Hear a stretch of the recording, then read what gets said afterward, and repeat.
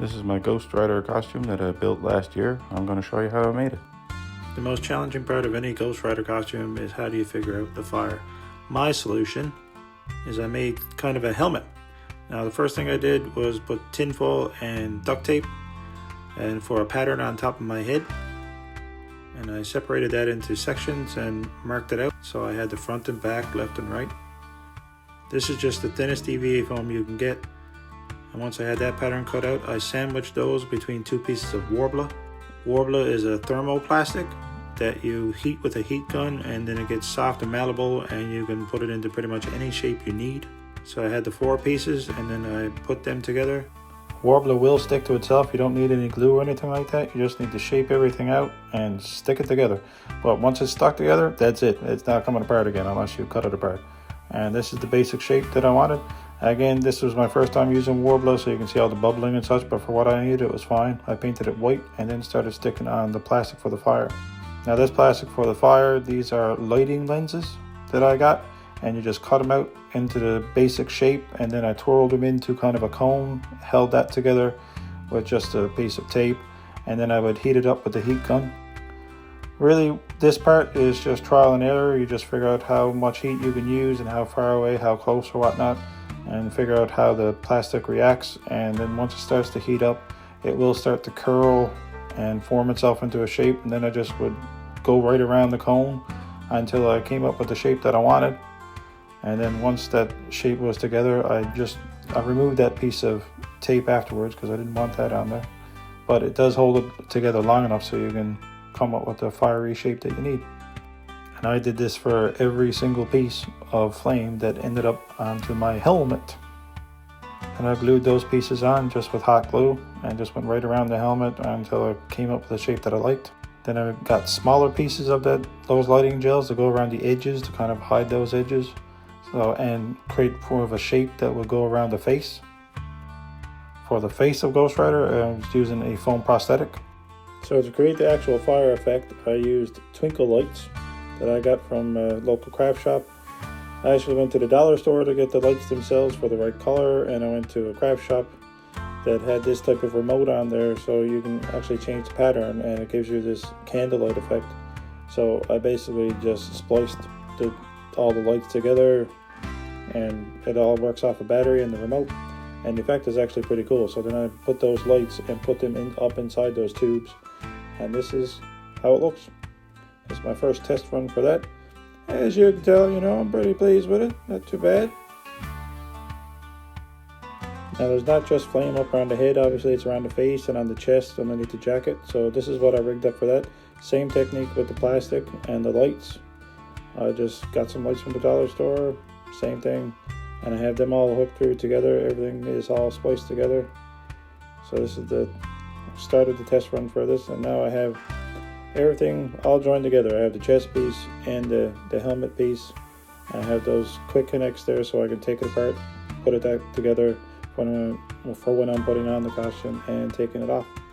This is my first test run for that. And this is a picture of the whole system wired together. And that's the first test run with the helmet and the chest piece together. And that's the final look for the fire. And this is another test pic with the mask on, with the lights on and off. The next are the different accents to Ghost Rider's costume. These are the beginning of the shoulder pieces. I have 2mm EVA foam with very thin 1mm EVA foam going over the top to give that pattern of the 3 pieces. Here's the beginning of the boot tops. Once again, I used duct tape to create a pattern. I put that onto the EVA foam, and I cut those pieces out of the EVA foam. Then I used the heat gun to put some shape into them. And you want to make sure that you have, your front from your back. Then you glue them together with hot glue, held it together with the masking tape. And then I used the foam clay to kind of fill in those gaps, and then sanded it down afterwards. And I use these small pieces here just as a flap over the top of my own boots to create the look. And these are what the boots looked like before paint. Then I started on the wrist braces. So again, this is just more EVA foam with the thinner foam glued around, so it has more of a smooth look. And then I scored those pieces to have the 3 separate pieces. And this is where I started making the belt.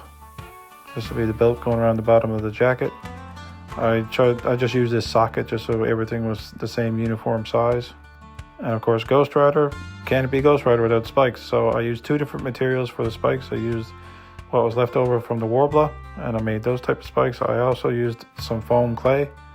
I found that the Worbla was better for making the spikes. They kind of held the shape together better, but I only had so much material. EVA foam doesn't hold paint that well. It tends to absorb the paint and doesn't really stay on the surface, so it doesn't create like an armor-like effect. So I went over everything first with black Plastidip, so the paint wouldn't absorb. Then I used black primer, and then I went over the spikes with this chrome.